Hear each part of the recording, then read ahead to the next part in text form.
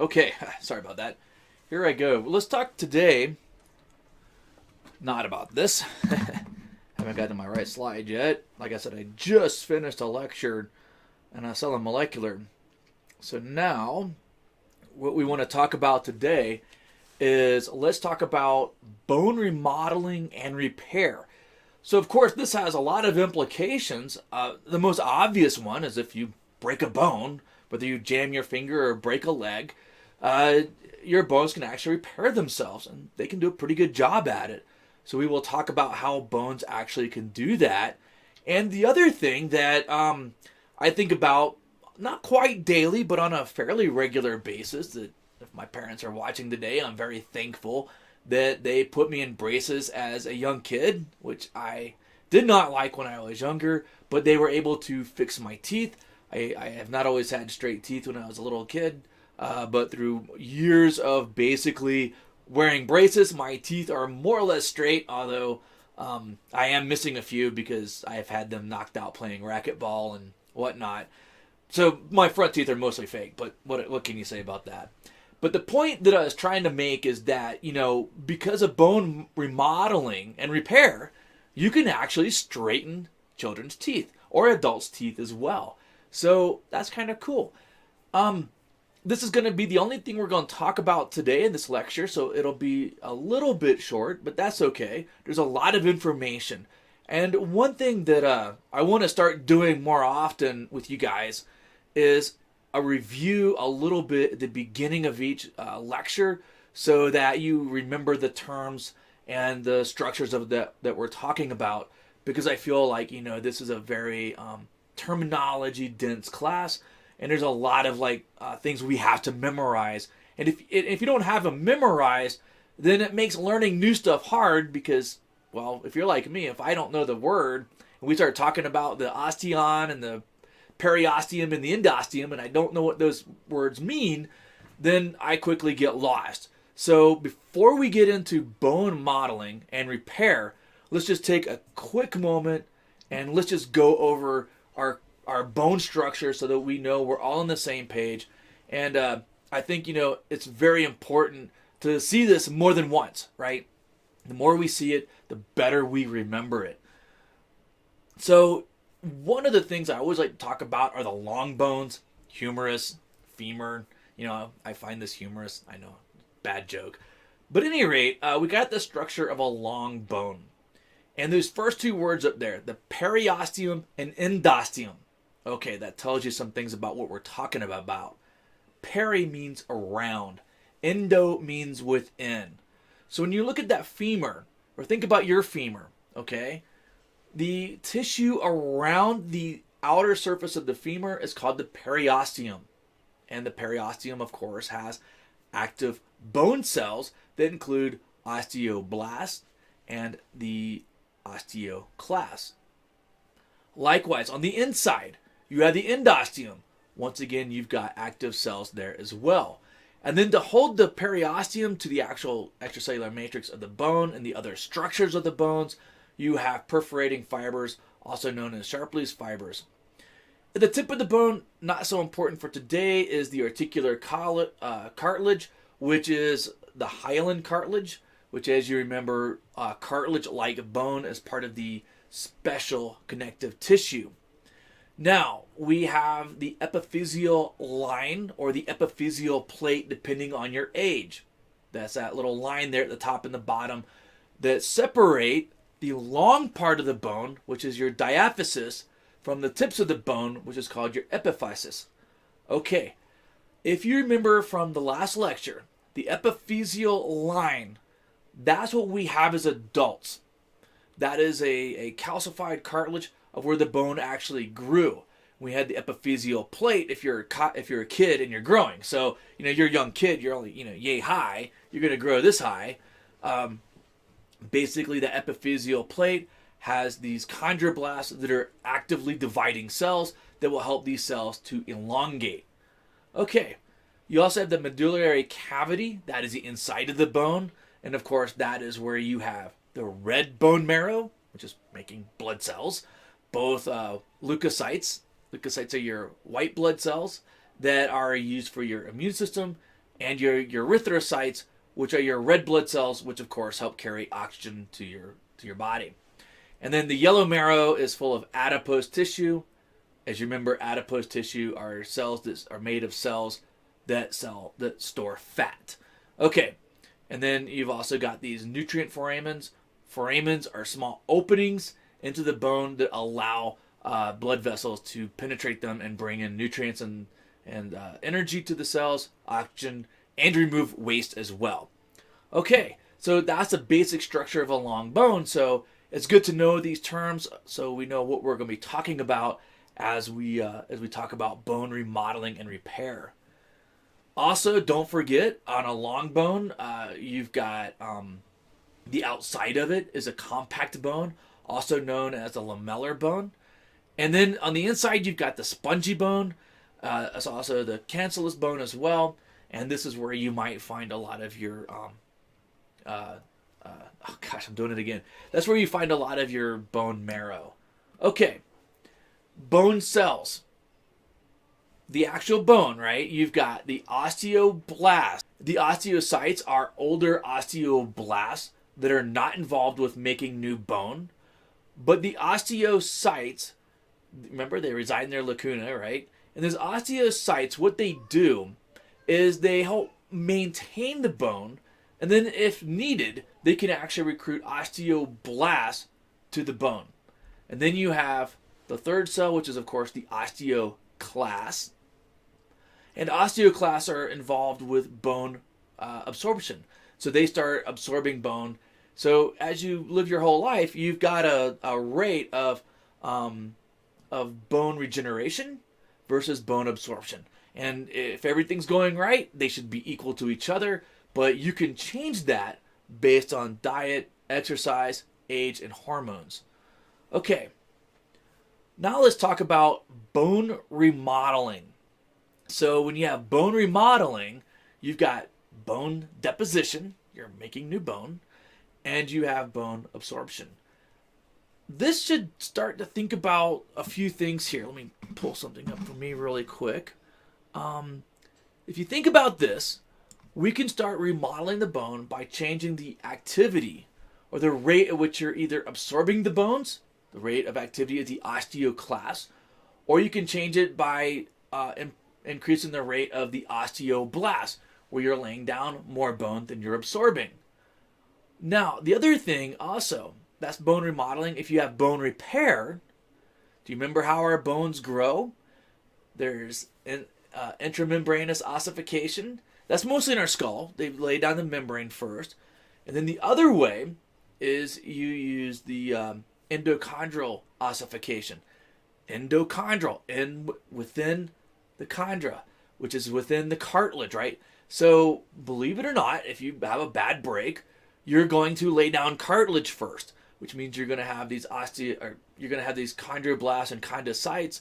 They are going to basically be laying down the cartilage that then will be replaced by bones using the osteoblasts. Okay. Now, the other thing about bone remodeling is, if you remember a while ago, I said that bones first evolved in fish, hundreds of millions of years ago, like 430, 440, 420 million years ago. And we think that one of the reasons why bone evolved in the first place was to store minerals like calcium or phosphates if we need that.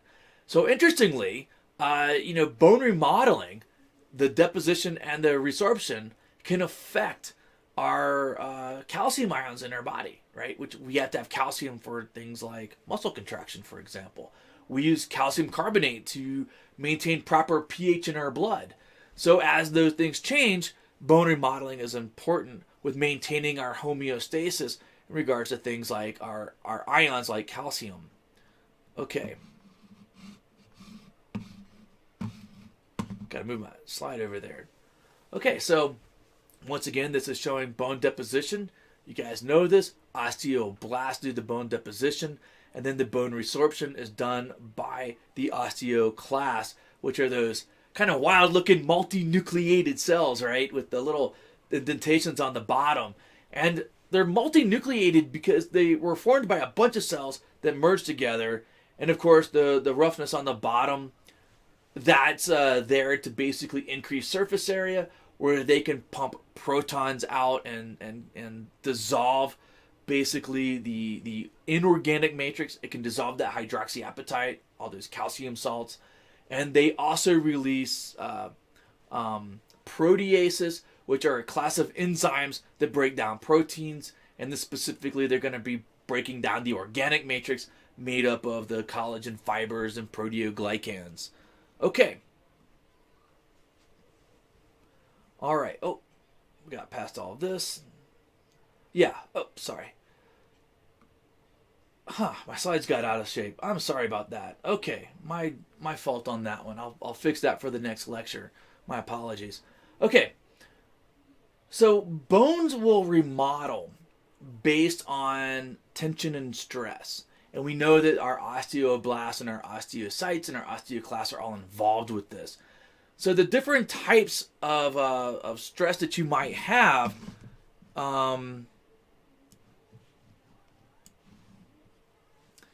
So the types of stress you might have are compression, tension, and pressure.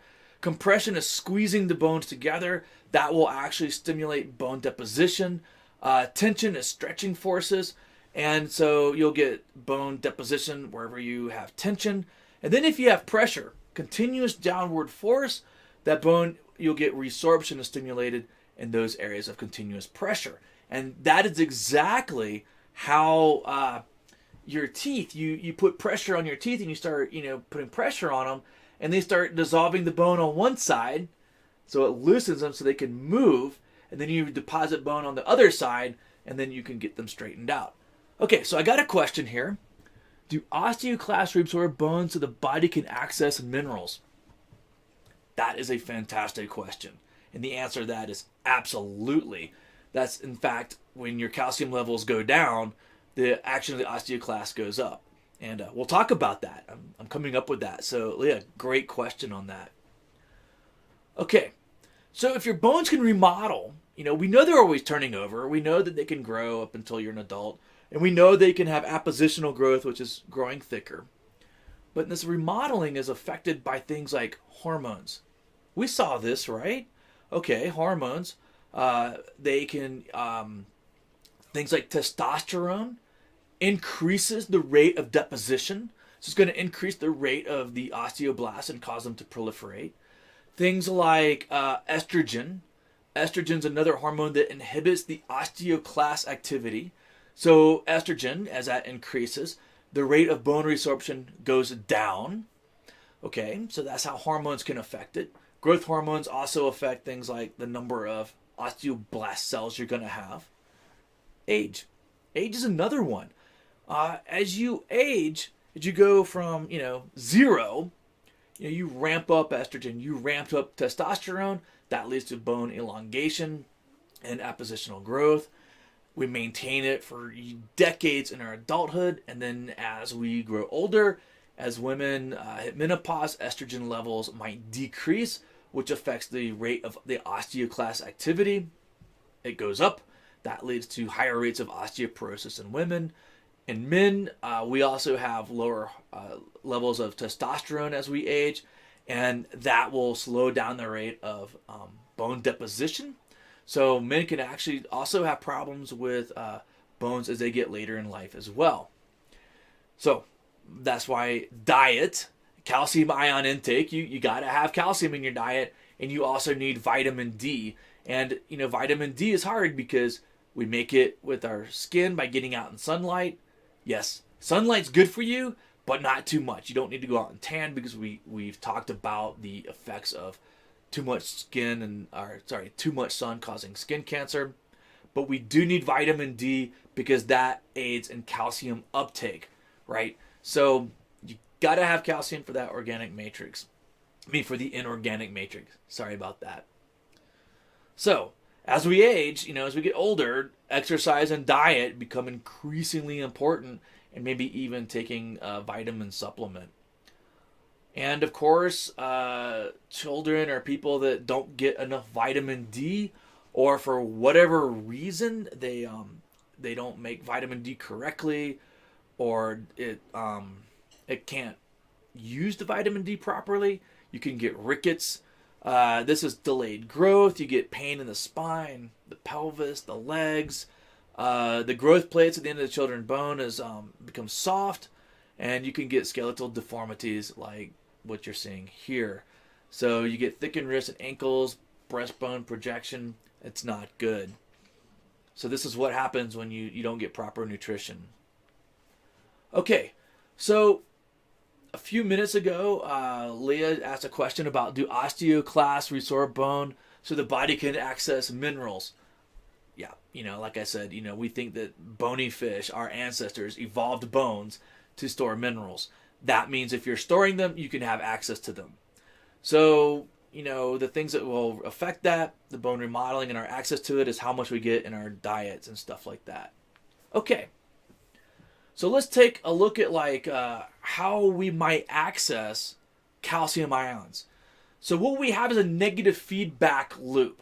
Okay, negative feedback means as something declines. Let's say calcium in your blood is declining.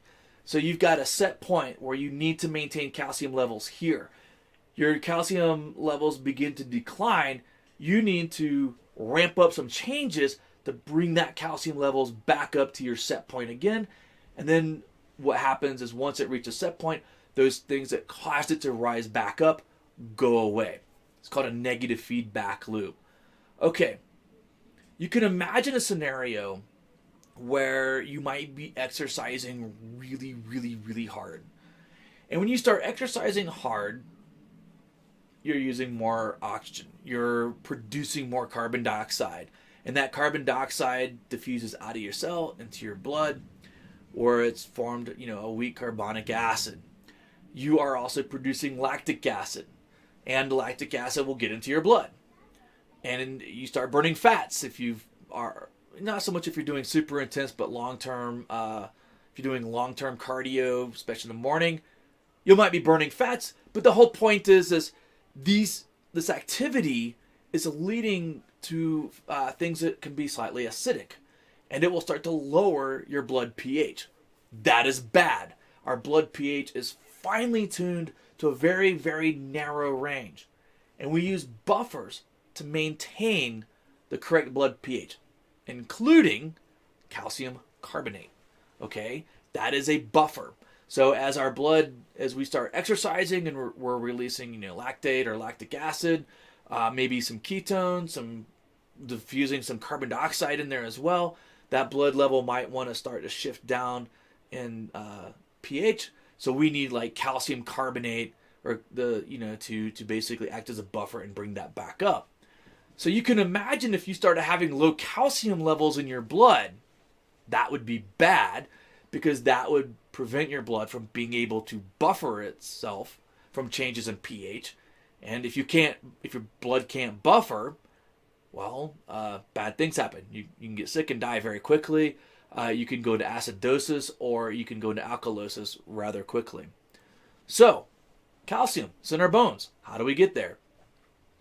Well, we've got lots of receptors that are monitoring every aspect of our body, including blood pH or calcium levels in our blood. So we have a parathyroid gland, and that's monitoring our calcium blood levels, right? How much calcium do we have in our blood? And then what happens is, if that levels begin to drop, okay, the parathyroid goes, hey, wait, our calcium levels are dropping. We need to raise them. Okay, so then what happens next is the parathyroid gland is going to release PTH into the blood. Okay? Now, here's what happens next. You have a response. At this point, we know that most of the calcium is stored in your blood, right? So we've got to maintain enough calcium in our body. We got to maintain homeostasis. Okay, so now this PTH stimulates osteoclast activity. I'm ramping up the activity of osteoclasts. What that means is I'm ramping up bone reabsorption. And to do that, you're not just breaking down the organic matrix of the proteins, you're also breaking down the calcium cells, the hydroxyapatite crystals, right? And then what happens is that's liberating calcium. And then what happens is that calcium goes back out through the osteoclast, and it can get into the blood. And then the other responses include things like your kidneys. There will be changes in your kidney that will allow it to retain calcium. And also your intestines, provided you have vitamin D, will begin to absorb more calcium from any types of foods that you're eating. So, broccoli, good source of calcium, and so is dairy products as well. So we call this bone remodeling because if you are chronically low on calcium, right, you need it as a buffer in your blood. You also need it in all of your muscles for contraction. And in fact, we'll learn starting next week, without calcium, muscles don't contract. So calcium is really, really important. So here's just the remodeling here. We're taking calcium out of the bones. And then when calcium levels return, hopefully the rate of the osteoblast increases so that you restore your bone to its original structures. So you can imagine a scenario. You're chronically calcium deficient. You can see now how your bones can become brittle. So basically, here's a stimulus. Calcium levels decrease. You have a receptor. The parathyroid gland goes, wait a second, it's low. The parathyroid gland releases a signaling hormone, PTH, into the blood. The PTH has an effect across several different systems. Bone. Osteoclasts ramp up and start releasing calcium into the blood by taking it out of the bones. Kidneys retain calcium, and intestines absorb more calcium as well. And then you go back to your set point, which is where you need to be for homeostasis. And I've already said this. If you don't get enough calcium, or your blood is becoming acidic for whatever reason, like if you're in ketoacidosis, that's a problem with diabetes. You're not using carbohydrates. Your body thinks it's starving, so it starts to break down the fats in your adipose tissue, amongst other things. That releases something called a ketone into your blood, which can lower the pH. So in diabetics, they, especially type 1 and 2, they can rapidly begin to lose weight, and their bones can lose a lot of calcium rapidly as the body is trying to maintain homeostasis. So, rapid weight loss is a sign of diabetes, or it can be a sign. Okay. Well, if you have low calcium, there are times when you can have high calcium. In this case, you'll have another negative feedback loop. In this case, with too much calcium, that triggers a different negative feedback loop. The first one is a drop in PTH, because PTH is accelerating the rate of the osteoclast. But if I've got too much calcium, I don't need to be absorbing my bones, right? I don't need to be releasing more calcium. I need to be taking it out. I need to be making bone. So the drop in PTH, like I said, that prevents the osteoclast from it slows down their activity. And then you have another signaling molecule called calcitonin. And calcitonin is secreted by your thyroid gland, and basically has the opposite effect of PTH. It helps lead to bone deposition. So the osteoclasts are ramping up their activity, and they start taking calcium out of the blood and making more bone. Okay. So there's lots of factors that influence bone remodeling. So let's say you start exercising. As you start moving up and down, I'm bouncing, I'm putting pressure, 180 pounds, right? That's on all of my legs and hips. That's compression load. That's going to lead to increased osteoblast activity. That's going to lead to bone deposition. That's going to lead to stronger bones. Tension placed on a bone. Testosterone.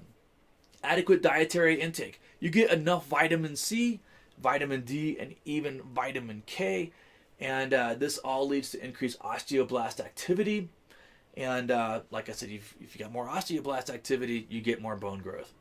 Okay, estrogen, calcitonin, increases in blood calcium ion. This will lead to decreased osteoclast activity. Okay, so decreased osteoclast activity slows down the rate of absorption. Okay. Inadequate exercise is bad.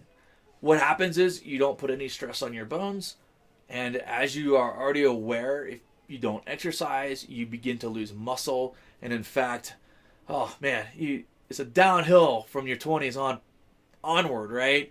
I mean, you can get your biggest and strongest in your 30s, but if you're not actively exercising, you begin to lose muscle and bone throughout your whole life. It's very slow for a few decades, and then it starts to ramp up, and by the time you're in your mid-60s to early 70s, at that point, that seems to be an inflection point where the rate at which muscles and bone begin to decline much faster, or whenever you hit menopause. So it's very important to exercise. I keep saying that all the time, right? Exercise is just crucial. Also, diet. Eating a lot of fresh fruits and veggies. A lot of veggies like broccoli and spinach is a really good source of getting calcium. Yogurt, milk, almond milk, however you want to get it. Lots, like I said, a balanced diet can help you get calcium. And what happens is if you don't have enough exercise, if you have a bad diet, what happens is you have decreased osteoblast activity. Okay, whereas if you're and that's bad. Like I said, that leads to bones becoming absorbed more and becoming brittle. But if you have continuous pressure placed on the bone, parathyroid hormones, which is the PTH we talked about, and decrease in blood calcium, that will increase your osteoclast activity. And what that will do is also increase the rate at which your bones are being absorbed. Now, of course, the parathyroid hormone is monitoring our calcium levels. And that continuous pressure placed on the bone, I'm going to come back to that because, braces, as much as they hurt when I was little, I'm very thankful for having very straight teeth these days. So if mom and dad are watching, which I know they do sometimes, thank you so much, right? But what happens is you're putting that continuous pressure on the bone, that's increasing the osteoclast activity on one side, right? So the bone is absorbing, and then it's laying down bone on the other side, so your teeth can, get in there and get nice and straightened out through your braces. So I'm glad we can do that. Okay, so that's bone remodeling. And I hope by now that you've realized one thing about bones. We see them, they're here our whole lives. And we know that they're there. I mean, we can definitely feel them. And we don't ever see them change because, they're under our skin. And the idea or the point that I want to make clear is that these bones are constantly remodeling, right? They're constantly changing out. We can see the bone remodeling, what we just saw there, based on changes to our exercise load, our diet, what we're doing to those bones. And we know that there's always the osteoblasts and osteocytes are in this hopefully equal battle of absorbing the bones and absorbing and adding bone on there. And we can change that ratio in various ways, for good or bad. Okay, so bones not only can remodel, as we talked about, they can repair. And in fact, interestingly, they have actually discovered fossils, I think it is of a dinosaur, that had a broken bone. And the fossil shows that this broken bone healed. So this has been going on for a long time. So there are different types of fractures that you might get. One is a spiral fracture. It's a kind of a clean cut there. That's from two forces applied to the bone, or twisting forces applied to the bone, and it can cause it to snap. That's quite painful. Bones have nerves in them. That's why broken bones hurt. Another fracture is a commuted. I'm not very familiar with that one, but that's where it basically gets crushed Those are very hard to repair. I actually knew a guy in college. I went to high school with him. Didn't know him very well, but he was on the side of a road fixing a spare tire, and basically got hit in a car accident. Somebody hit him as he was changing his tire, and that's the kind of fracture he had, and spent a couple years trying to repair that through multiple surgeries. He was an amazing racquetball player too, despite that. It was pretty awesome. Okay, you can have a green stick. This is a fracture where basically the bone breaks on one side and bends on the other. You're probably going, what? That's common in children. If you remember, children bones are still ossifying. They're still becoming harder. You won't find that as often in adults because our bones are fairly mineralized at this time. Another one is a compression. This is when you put a lot of weight on your bone and it crushes it. And that's showing a compression fracture in your spine.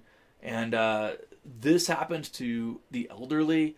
In a young person, a young adult, this is unlikely to happen unless there's a really bad accident. But what happens in the elderly, remember, all of these different changes start taking place in our hormones. Might becoming more sedentary as you run out of energy. Your joints hurt. You don't move around as much. And so compression fractures become more common because you have a lot of reduced bone mass. Excuse me. You also have an avulsion.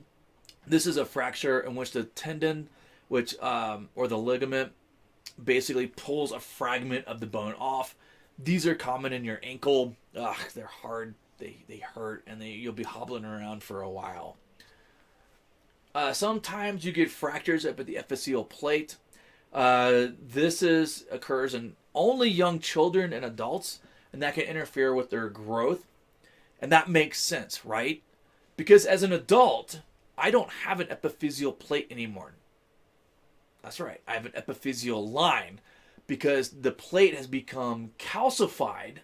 And because it's become calcified, there's no longer this zone of proliferation. I no longer have these mitotic cells dividing, causing my bone to elongate. But in children, they do have the epiphyseal plate. They do have the zone of proliferation, right? And their bones are elongating. So you can imagine that a break here could be problematic. It could cause problems for children. Okay. Just checking my time here. I went way over on my other class. I got 30 minutes in here. Okay. Bone repair. When bones break, they can repair themselves. Basically, what happens is you get a hematoma. This is a blood clot. So one thing we haven't really discussed is how blood clots, but basically the blood goes to the area, it clots. You got all these blood cells in there from the damaged blood vessel, pieces of broken bone in there as well. Now, your bone is broken. Okay, we're going to get fibroblasts. These are cells that make fibers, right, as part of their extracellular matrix. You also get chondroblasts. We're going to start laying down cartilage, right? Because if you remember, endochondral ossification, when we have bones, we grow the cartilage first with the chondroblast. Then they, mature into chondrocytes and calcify the area around them. And then that's replaced by the osteoblast. So it starts by laying down this hyaline connective tissue, right? Your cartilage there. And so that's what happens first inside the hematoma. So you can see here the fibroblast, the chondroblast, they're starting to lay down these collagen fibers. And they're also, at the same time, you're getting regrowth of new blood vessels as well. And what this forms is a soft callus where that fracture occurred. Okay, now we start getting a hard callus. The bone callus starts getting remodeled. So if you remember, these chondroblasts are in there, they're laying down this hyaline cartilage. Then we get the osteoblasts going there. Okay, and then we start making the primary bone, right? The osteoblasts are creating this extracellular matrix, and we start replacing the chondrocytes and the chondroblast. They're going away, replacing that cartilage with bone. So we get primary bone, eventually secondary bone, and then what happens is you get a periosteum. The osteoblasts in the periosteum continue to grow the bone, and it gets thicker. Okay, and it repairs. So it's pretty cool that we can build this bone callus here and repair a break.